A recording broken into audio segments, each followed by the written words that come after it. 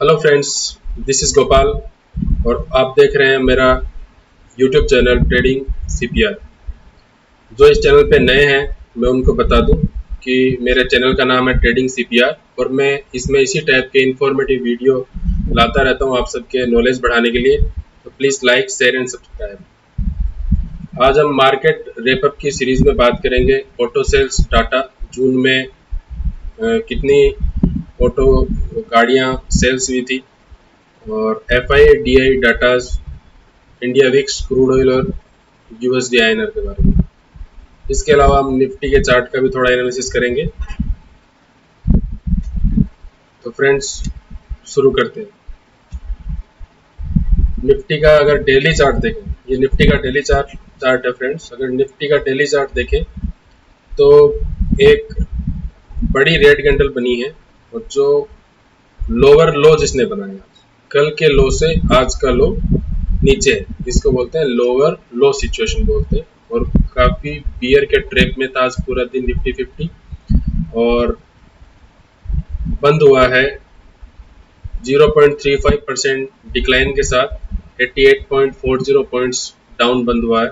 अगर हम इसके 15 मिनट्स के चार्ट की बात करें तो 15 मिनट के चार्ट में आप देखेंगे कि जब मॉर्निंग में खुला था, जब निफ्टी खुला था तो इसने 25,608 का हाई लगाया था। फिर वहां से इसको रेजिस्टेंस मिला और उसके बाद में वो कंटिन्यूसली नीचे की तरफ डिक्लाइन फेज में चलता रहा और स्लाइटली ऊपर होके बंद हुआ है। तो काफ़ी वीकनेस दिखी है निफ्टी में। बैंक निफ्टी की बात कर लें, कल फ्रेंड्स बैंक निफ्टी काफ़ी मजबूत दिख रहा था, लेकिन आज जो कैंडल बनी है, बिग रेड फैट कैंडल बोलता हूँ मैं इसको। इसने क्या किया है कि पिछले 3 दिनों के देखे जाए तो अगर पिछले 3 दिनों के कारोबार का इसने इनगल्फ कर लिया है पूरी इस बड़ी रेड कैंडल में।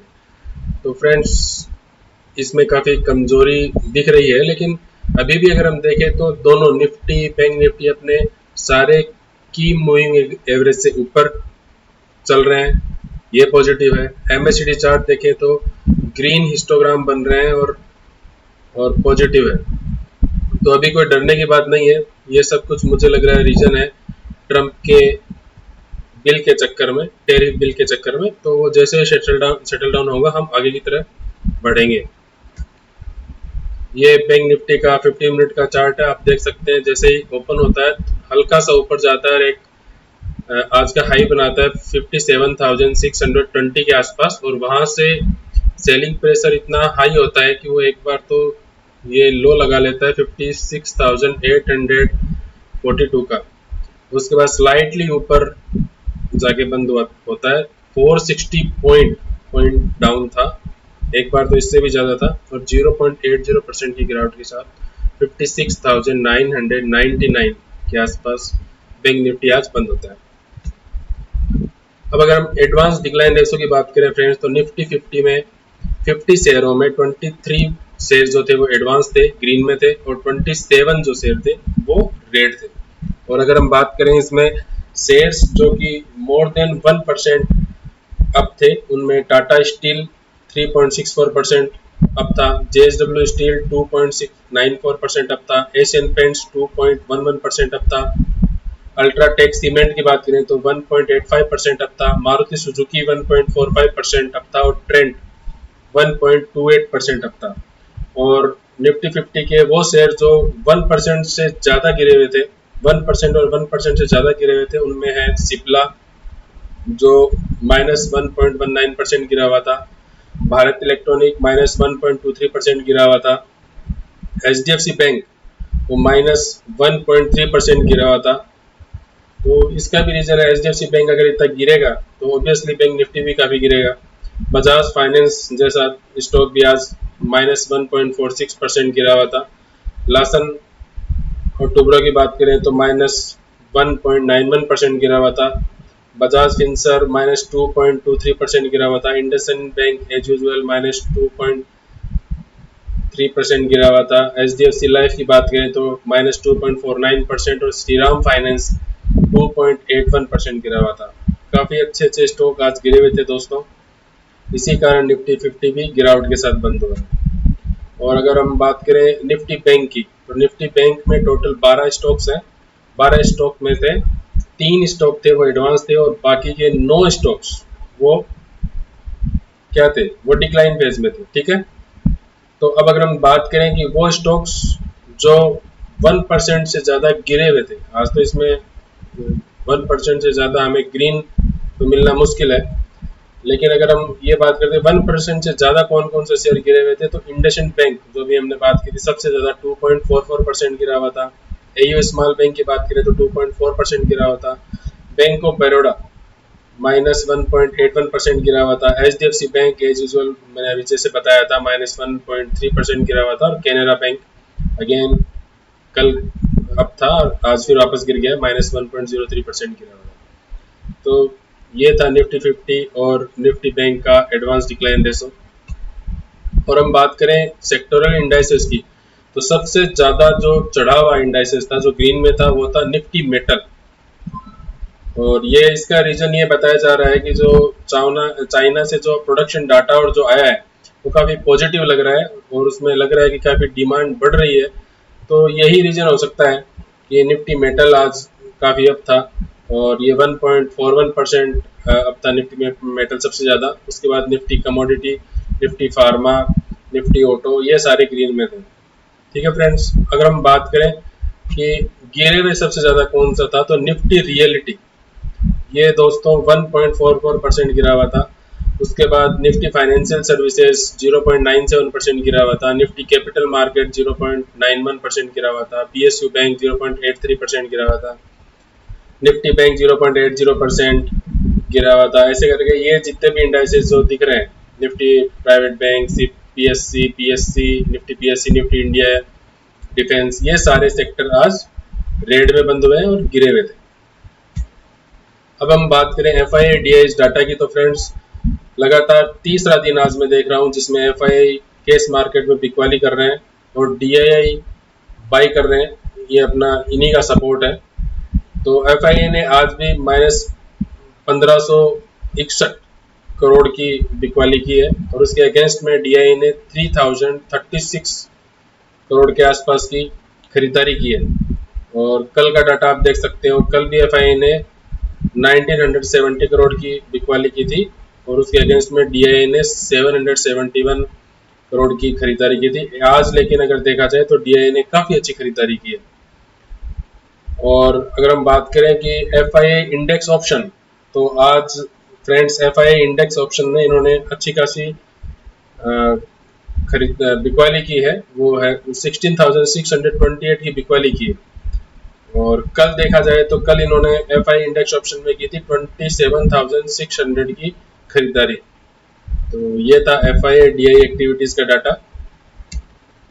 अब हम चलते हैं, जब मैं वीडियो रिकॉर्ड कर रहा था उस समय डाउ जोन इंडस्ट्रियल एवरेज दोस्तों 135 पॉइंट, जो कि 0.30% होता है, डाउन था। S&P 500 जो है वो फ्लैट था, 0.07% अप था। और नास्डॉक कंपोजिट की बात करें तो वो भी आज अप है, कल काफ़ी गिरा हुआ था लेकिन आज 58 पॉइंट अप था। जब मैं ये वीडियो बना रहा था उस टाइम की बात है, बाद में कुछ उतार चढ़ाव भी हो सकता है। इंडिया विक्स की बात करें तो दोस्तों इंडिया विक्स आज गिरा है 0.66%, ये हमारे लिए पॉजिटिव संकेत है। और WTI क्रूड ऑयल की बात करें तो आज ये स्लाइटली बढ़ा है, 65.56 इसका रेट आज हो गया है, 0.34% बढ़ा है, ये हमारे लिए स्लाइटली नेगेटिव चीज़ है। अब हम बात कर लें USD INR, तो USD INR में फ्रेंड्स फ्लैट ही कहूँगा मैं इसको। आज इसकी रेट है 85.6400, स्ट्रेंथन हुआ है रुपया थोड़ा सा अगेंस्ट डॉलर में, 0.09% स्ट्रेंथन हुआ है, ये हमारे लिए पॉजिटिव संकेत है। अब हम बात करें डॉलर की, तो डॉलर आज 0.51% अप है दोस्तों। ये हमारे लिए थोड़ी नेगेटिव खबर हो सकती है। अगर ये कंटिन्यूसली अगर अपसाइड डॉलर अगर बढ़ने लगता है तो हमारे मार्केट के लिए ये थोड़ी खराब खबर हो सकती है। तो please keep watch on USD dollar. अब हम बात करते हैं जून के 2025 के ऑटो सेल्स के डाटा की। तो फ्रेंड्स जो ऑटो सेल्स का डाटा आया है ये मिक्स ट्रेंड दिखा रहा है। मिक्स ट्रेंड कैसे कि अगर आप देखोगे तो स्ट्रॉन्ग ग्रोथ हुई है टू व्हीलर सेक्टर में, यूटिलिटी व्हीकल सेगमेंट में। लेकिन अगर आप कॉमर्शियल एग्री मशीनरी सेल्स की बात करें तो वो फ्लैट रही है। और अगर आप जो कम प्राइस वाली जो कार्स हैं जैसे अल्टो हो गया, इस टाइप का जो सेगमेंट है उसमें बाइंग बहुत ही कम है। तो अगर हम टाटा की बात करें तो मारुति सुजुकी होंडाई ने मारुति सुजुकी 13% इसका डिक्लाइन हुआ है डोमेस्टिक सेल में, और होंडाई की बात करें तो 12% डोमेस्टिक सेल में गिरावट हुई है। डाटा हम अगले साइड में देखते हैं। ये 4 व्हीलर कंपनियों के डाटा है फ्रेंड्स। मारुति सुजुकी आप देख सकते हो ईयर ऑन ईयर -6% सेल्स हुई है। टाटा मोटर्स की -12% सेल्स हुई है, -12%। अगर आप पूरा इसका डाटा एनालिसिस करेंगे तो आप देखोगे अधिकतर सारे सेगमेंट में इनकी सेल्स में कमी आई है। केवल अगर आप ईवी सेगमेंट इनका देख लें तो उसमें 12% के आसपास इनकी सेल बढ़ी है। अदरवाइज सारे सेगमेंट में टाटा मोटर की सेल्स कम हुई है। ये इसके लिए काफ़ी नेगेटिव है और मुझे लग रहा है कंपनी को थोड़ा देखना चाहिए कि रीज़न क्या है। और महिंद्रा आप देखो रोबस्ट इसका काम रहा है, 14% की जंप है ईयर ऑन ईयर सेल्स की। अगर हम बात करें हुंडई की, जैसे मैंने बता दिया था कि सेल्स में कमी आई है। 2 व्हीलर सेगमेंट काफ़ी अच्छा कर रहा है दोस्तों। बजाज ऑटो केवल 1% सेल्स बढ़ी है, लेकिन अदरवाइज टीवीएस मोटर कंपनी की बात करें तो 20% सेल की ग्रोथ है ईयर ऑन ईयर। और आइसर मोटर जो प्रीमियम मोटरसाइकिल बनाती है, बुलेट इनफील्ड बनाती है, इसमें 22% की सेल्स ग्रोथ में जंप है। और हीरो मोटर में भी 10% की सेल्स ग्रोथ में जंप है। और फ्रेंड्स ट्रक एंड बसेस की बात करें तो इसमें भी कॉमर्शियल व्हीकल में आते हैं, तो उसमें भी मुझे लग रहा है कि बहुत अच्छा नहीं रहा है। आइसर मोटर देखें तो -0.8%, अशोक लीलैंड -1%, ओनली स्क्योट क्यूबोटा की बात करें तो 2.2% सेल्स में जंप है। तो फ्रेंड हम बात करें तो रीज़न क्या है, तो रीज़न ये बोला जा रहा है एनालिस्ट की तरफ से कि जो स्मॉल कार की जो डिमांड है वो काफ़ी कमज़ोर हुई है। जो कंज्यूमर डिमांड है वो अगर कम हो जाती है तो ऑब्वियसली इस सेगमेंट में कम सेल्स हुई है। और कम सेल्स होने के चक्कर में क्या हुआ है कि इनकी सेल्स में काफ़ी कमी आई है। और इसका कारण हो सकता है जैसे कि हुंडई मोटर ने बताया है, और भी सारी कंपनियों ने बताया है कि जियो पॉलिटिकल अनसर्टेनिटी भी एक रीज़न हो सकता है, जिसमें जो आप एक्सपोर्ट करते हो उसमें भी फ़र्क पड़ता है। इवन डोमेस्टिक परचेज जो बायर होते हैं उन पे भी इम्पेक्ट पड़ता है। लेकिन ये माना जा रहा है कि अगस्त तक ये डिमांड इनकी सेल्स है वो बढ़ जाएगी।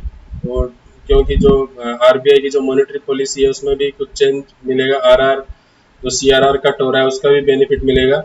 और जो मानसून अगर अच्छा रहता है और उसके बाद में जो रूरल डिमांड निकल के आएगी उससे भी काफ़ी फर्क पड़ेगा। तो ये माना जा रहा है कि आगे जाके, क्योंकि हमारी जीडीपी ग्रोथ 6.5 है, तो उससे ज़्यादा ग्रो करना चाहिए ये सेक्टर। तो ये मान रहे हैं कि अगस्त तक ये सब कुछ नॉर्मलाइज हो जाएगा। तब तक हमें थोड़ा 4 व्हीलर जो कंपनी है उसमें इन्वेस्टर को थोड़ा पेन फील हो सकता है। तो फ्रेंड्स आज के मार्केट रिपअप में बस इतना ही। Please like share and subscribe. मिलते हैं कल एक नए वीडियो के साथ, तब तक के लिए जय हिंद।